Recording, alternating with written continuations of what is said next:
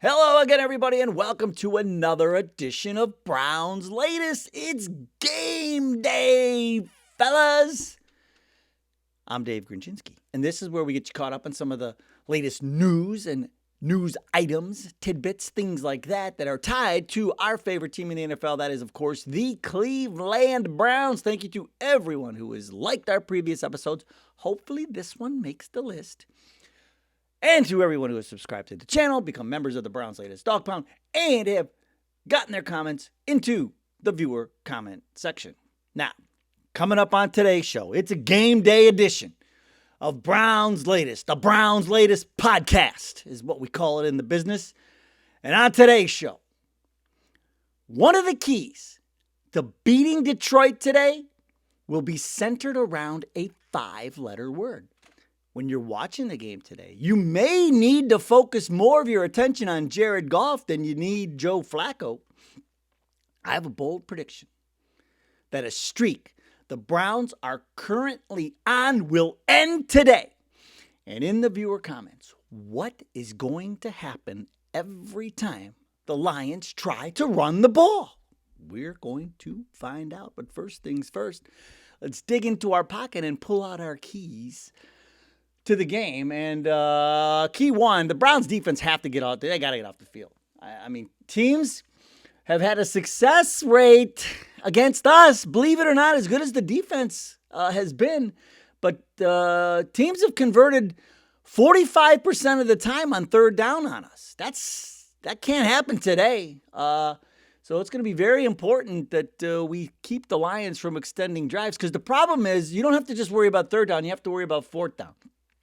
Through the first 3 weeks, the Lions have converted 7 out of 8 fourth downs. They were 3 for 3 the other night against Baltimore. I mean, this team is a 4-down team for the most part. So it's not 3 and out with them. It's 4 and out with Detroit. So you got to get off the field. One way you do that, tackle. This is going to be critical today. You got to tackle Gibbs. You got to tackle Montgomery, St. Brown, Williams. These guys, you cannot give up these explosive plays. Keep them in front, but you got to wrap and get them to the ground. You got to tackle. You got to get them to the ground. The defense, bend but don't break. How about that? I fully expect this is like a Michael Jordan situation. You're not going to stop them. You can only hope to contain them. I expect Detroit's offense to generate yards today. I mean, I don't think I'm talking out of turn by saying that. But if your defense is bending but not breaking, even if you're just giving up field goals, I mean, that's not the worst thing in the world. So, they went 4 for 5 in the red zone against Baltimore on Monday night, did Detroit. So when they get in that red zone, man, they're putting points on the board. So the key for the Browns is to make sure those points aren't 6. Make sure if you're going to give up points, let's keep them to 3s. But here's the big one. This is a big one. And this is what we teased at the top. The 5-letter word that is going to be critical today when it comes to the Browns, it's blitz. Let me show you something. We even brought pictures today for you to look at on a game day. Blitz protection today for the Browns is going to be critical. Because through 3 games, the Lions have registered 11 sacks. They're tied with us for third most in the NFL. They have a 10.8% sack rate, almost 11% sack rate. That's second in the NFL behind only us. You're looking at 2 of the biggest sack teams in the league going head to head. How about this? A 38.2% pressure rate do the Lions have. That's 9th in the NFL. And the Lions blitz at a rate of 39%. That's 4th most in the NFL. And they have a 40% pressure rating when blitzing. I mean, it's all the more reason to try and run some screens, run some draws, and hit those intermediate passes, those high percentage passes. And here's what makes matters worse. You're like, Dave, how could it get any worse than that? And well, it gets worse. Joe Flacco has produced the 2nd lowest yards per attempt, 3, and the 5th lowest completion percentage over expected when facing the blitz this season. Let me put it to you in other words. He is brutal against the blitz. He sucks. He's terrible. And we are going against a team that will blitz your butt off. So, and did I mention our starting left tackle is out for the season? Conklin's back at right tackle. But this is a big, big key. Another big key. So the blitz is huge. Controlling the blitz, handling the blitz is huge. But also this. The wide receivers got to get open. If they're blitzing and we are going to hit these high efficiency, these short, high percentage passes, they got to get open. I got some more stats for you. You know, on average, the Browns skill players they gain a 3.1 yards of separation on passing target per passing target. 3 yards per passing target.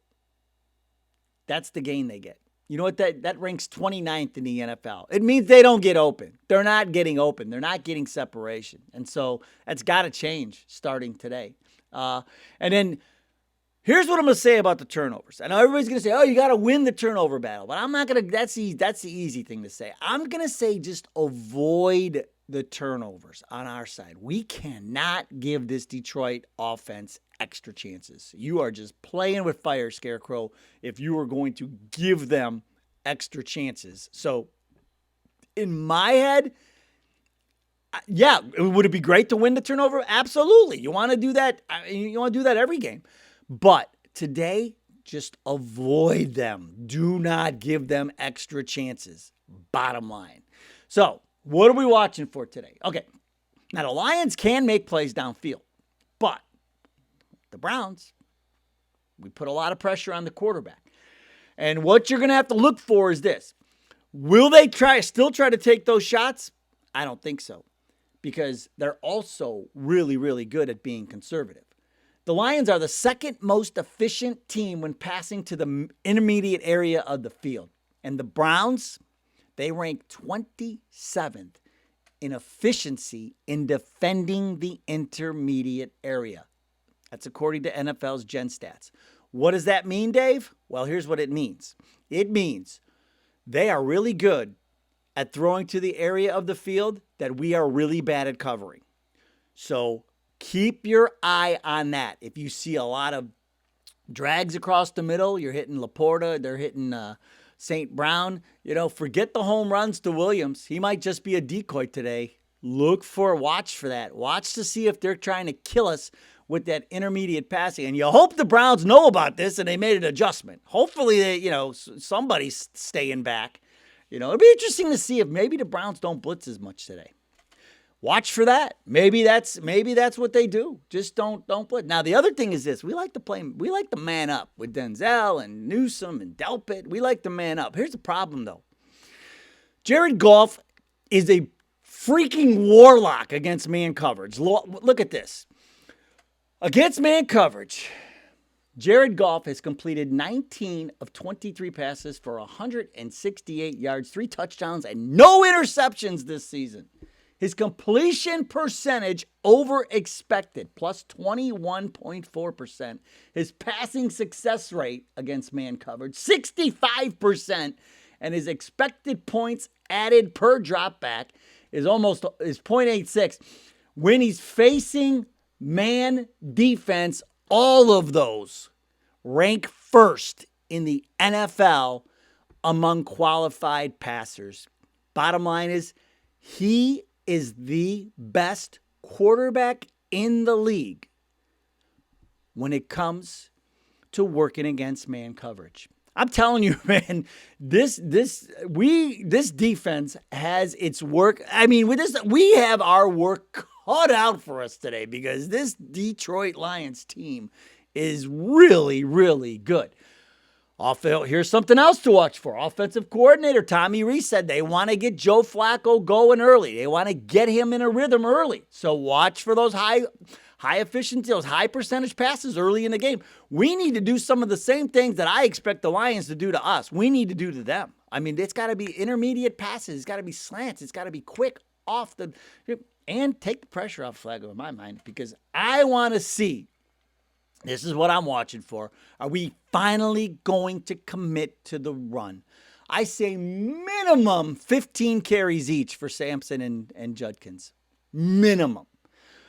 We've got to just keep waiting for that time bomb to go off between one or both of them, and just got to run the ball, man. Got to run the ball. So now, time for some bold predictions. So what do I think will happen? Well, here's what I think is going to happen. I think the Browns are going to end an 11-game streak of not scoring 20 points. You know, we haven't scored 20 points in a game since that crazy Denver game last year. So I think the Browns offense wakes up. I think they score at least 2 touchdowns today, and they will score over 20 points today against the Lions. Bold prediction. It's going to happen. 2 touchdowns, and we're going over 20 points. I think Joe Flacco has a bit of a bounce-back game today. I'm not saying he's going to go out there and throw for 300 yards and 5 touchdowns, nothing like that.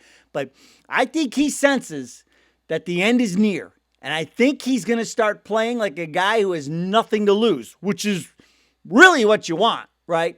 And so I think that he settles in today and has a bit of a bounce-back game. Bold prediction. I think the defense will give up some points, but the defense, as they do every week, will do enough to keep us in this game. I don't think that, our defense is too good to just fall off the map. Now, it's going to depend on the offense for sure. But if the offense is doing what I'm predicting, then we're going to be fine. We're going to be right in this game. And the defense, like I said, may give up some points, but will still be in the game. It can't go like the Baltimore game where the offense the offense has done absolutely nothing every game. Can't be that way today. If the offense doesn't chip in, it's going to get ugly fast because our defense will be on the field the whole time, and they're going to wear down, and it's going to be over. But I predict the offense bounces back today. I just have that feeling. And then I'm going with the predictor pen. I think the Browns pull off the upset today. It's not going to be easy, but I think they pull off the upset. I'm looking at a score of like 24-20. I think that Schmidt's going to have to hit a field goal or 2 for us. It is going to be a dogfight. But here's why I think the Browns can win. I think it goes back to the short week and that game Detroit had to play in Baltimore on Monday night. It was a tough, hard-fought game. So hopefully the Browns can take advantage of the short week and the travel that Detroit had to do. They travel more than we did this week. We took a bus yesterday to Detroit. We didn't even fly. That's how close Detroit is. So I feel I'm going with the predictor pen.